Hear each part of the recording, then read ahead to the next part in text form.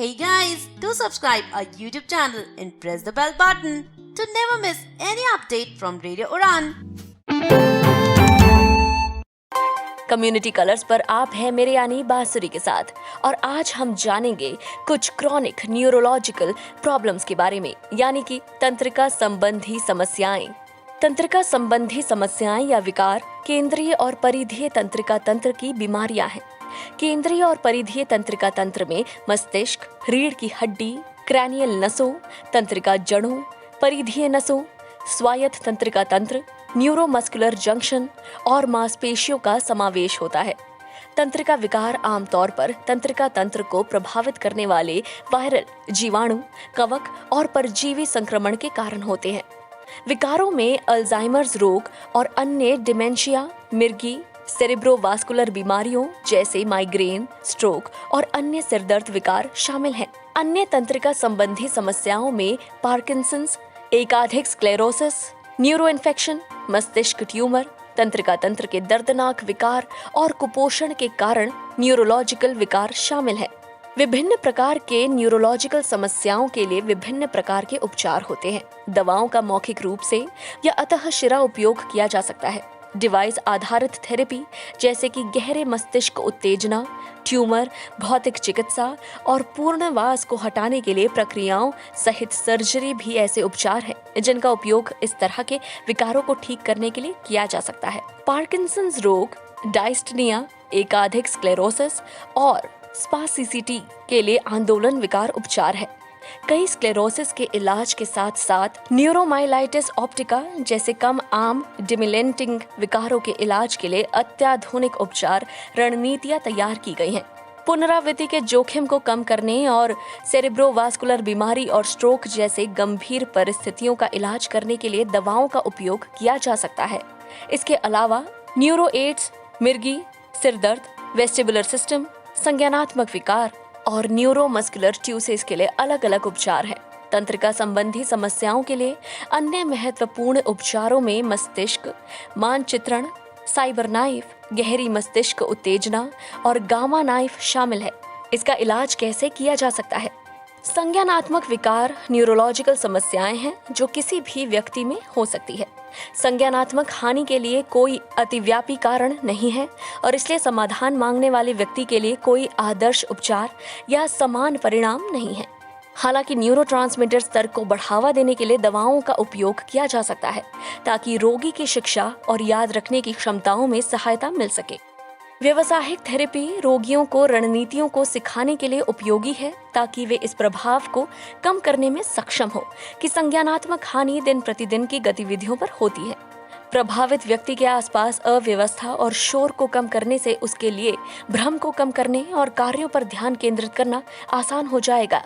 मस्तिष्क के ट्यूमर को जितना संभव हो सके मस्तिष्क मैपिंग तकनीक का उपयोग मस्तिष्क के महत्वपूर्ण क्षेत्रों पर प्रभाव को कम करने के दौरान किया जाता है, जो आंदोलन, भाषण और इंद्रियों को नियंत्रित करता है। सर्जन मस्तिष्क पर परिचालन करते समय विच्छेदन को सबसे छोटी डिग्री तक सटीक रूप से लक्षित करने के लिए 3 आयामी तकनीक का उपयोग करते हैं। साइबर नाइफ रेडियो सर्जरी के सबसे उन्नत रूपों में से एक है, जिसका उपयोग मस्तिष्क और रीढ़ की हड्डी के भीतर और फेफड़ों, पाचन तंत्र और शरीर के अन्य हिस्सों के भीतर छोटे से मध्यम आकार के ट्यूमर का सफलतापूर्वक इलाज करने के लिए किया जाता है। ये प्रक्रिया ट्यूमर के सभी क्षेत्रों का इलाज करती है और रिकवरी अक्सर तत्काल होती है। ये एक चलती रोबोट भुजा की मदद लेता है। गामा नाइफ छोटे से मध्यम मस्तिष्क ट्यूमर, असामान्य रक्त वाहिका संचरनाओं, मिर्गी, ट्राइगेमिनल तंत्रिका और अन्य तंत्रिका संबंधी स्थितियों का इलाज करने के लिए एक उन्नत रेडिएशन थेरेपी है। दीप मस्तिष्क उत्तेजना मस्तिष्क सर्जरी का एक उन्नत रूप है जिसे पार्किंसन रोग के इलाज के लिए विकसित किया गया था। डीबीएस मस्तिष्क के लिए पेसमेकर के रूप में वो कार्य करता है और मस्तिष्क में प्रत्यारोपित इलेक्ट्रोड का उपयोग करता है ताकि विकार से जुड़े मस्तिष्क में विद्युत आवेगों को अलग अलग क्षेत्रों में भेज दिया जा सके। इलाज इसका कब किया जाता है? एक व्यक्ति जिसे एक पेशेवर चिकित्सा कर्मियों द्वारा निदान किया गया है, जो एक तंत्रिका संबंधी विकार से पीड़ित है, इलाज के लिए पात्र है। एक व्यक्ति न्यूरोलॉजिकल विकारों के लिए इलाज की तलाश कर सकता है यदि उसे आंशिका या पूर्ण पक्षाघात है, मांसपेशियों की कमजोरी है, आंशिक या सनसनी का पूरा नुकसान है, पढ़ने और लिखने में कठिनाई हो रही है, दौरे, खराब संज्ञानात्मक क्षमताओं, सतर्कता और अस्पष्ट दर्द में कमी आई है। कुछ भौतिक अभिव्यक्तियां जो आपको ये समझने में मदद करती हैं कि आप उपचार के लिए पात्र हैं या नहीं, इसमें शामिल है सिरदर्द, धुंधली दृष्टि, व्यवहार में परिवर्तन, पैरों और बाहों में संयम, समन्वय या संतुलन में परिवर्तन, कमजोरी, झटके और बोलने में घबराहट। उपचार के लिए कौन पात्र है? किसी भी व्यक्ति जिसे न्यूरोलॉजिकल विकार से पीड़ित डॉक्टर द्वारा निदान नहीं किया गया है, वो इलाज के लिए योग्य नहीं है। तंत्रिका संबंधी समस्याएं जटिल है और निश्चित लक्षण है। किसी भी लक्षण के बिना एक व्यक्ति पात्र नहीं है। अब हम बात करते हैं कुछ दुष्प्रभाव की, यदि अगर हैं तो। गामा नाइफ सर्जरी के कुछ दुष्प्रभावों में मतली और उल्टी, सिरदर्द, चक्कर आना, उस स्थान पर बालों के झड़ने जहां रेडिएशन निर्देशित किया गया था, कोमलता जहां शिकंजा या पिन रखा गया था, और सूजन के कारण मस्तिष्क में आसपास के मुद्दों को भी नुकसान पहुंचाया गया था। मस्तिष्क मानचित्रण प्रक्रिया के साथ तंत्रिका संबंधी समस्याओं का इलाज करने के लिए कोई दीर्घकालिक दुष्प्रभाव नहीं है। हालांकि कुछ अल्पावधि दुष्प्रभावों में चिड़चिड़ापन, मनोदशा में परिवर्तन और भूख कम हो सकती है। किसी अन्य रेडिएशन उपचार के साथ कुछ रोगियों में दुष्प्रभाव गंभीर हो सकते हैं और कुछ स्थायी चोटों का कारण बन सकते हैं या कुछ मामलों में मृत्यु भी हो सकती है। गहरी मस्तिष्क उत्तेजना, इम्प्लांटेशन साइट, सिरदर्द, संक्रमण, दौरे पर अस्थायी दर्द और सूजन का कारण बन सकती है और भ्रम पैदा कर सकती है।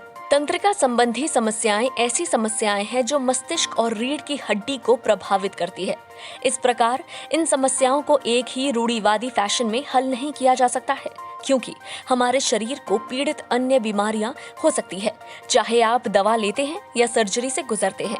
इन समस्याओं को कम करने में समय लगता है। इस प्रकार डॉक्टर को नियमित जांच पड़ताल करना और आवश्यक सावधानी बरतना बहुत जरूरी है। कुछ मामलों में लोगों को अपने पूरे जीवन में दवाएं लेनी होंगी और उनकी स्थिति को नियमित निगरानी की आवश्यकता होती है। गामा नाइफ सर्जरी में कई दुष्प्रभाव होते हैं, जैसे सिरदर्द, सम्मिलन और मतली के बिंदु पर जलन।